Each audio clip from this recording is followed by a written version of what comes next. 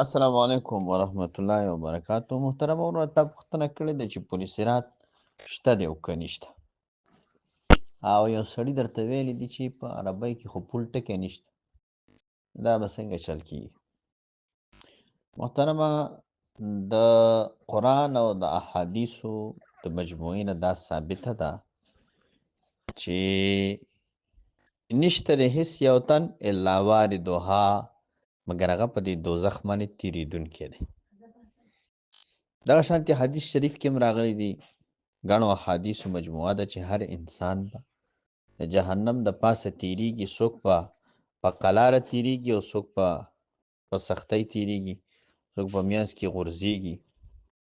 او نبی علیه صلات والسلام مبارک په بل روایت کې راغلی دا سخت سفر دی، په دې کې ځان سره رڼا واخلئ، تیاره ده پکې، راحت واخلئ، سختی ده پکې. داسې مختلف روایات په دې باندې دلالت کوونکي دي چې د جهنم د پاسه به هر سړی تیریږي. زمونږ او ستاسو د عام معمول موافق موږ او تاسو داسې وایو چې یو سړی د یوې کندې د پاسه اوړي، د یو نیر د پاسه اوړي، هسې پرې نشي اوړېدی، د هغې د پاسه پولې، هغې د پاسه چې کومه لار ده نو هغې ته موږ او تاسو په پښتو کې پول وایو. اصل کې دا دی صراط، خو چونکې عام خلک په دې پوهېږي نه عقل خلک نه اخلي. لکه اوس د دې سړي عقل چې دا خبره نه اخلي، دی اوس ته اوس پول په عربۍ کې وښایه. نه، دا مقصد نه دی چې پول په عربۍ کې شته او که نشته، دا مقصد دی داسې ووایه چې دا پل صراط به څنګه وي. پاتې شوه دا چې شته نو او شته، ثابت دی نو او په حدیثو کې ثابت دی. مشکات شریف کې هم روایت شته، بخاري شریف کې هم روایت شته.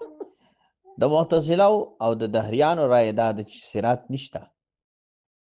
صحیح ده، هغوی ځکه وایي چې هغوی هر یو شی ثابتوي په عقل، هغوی د عقل مني نه. نو دا دی ستا سره چې کم کس دی نه دی هم د خپل کم عقل موافق خبره کوي.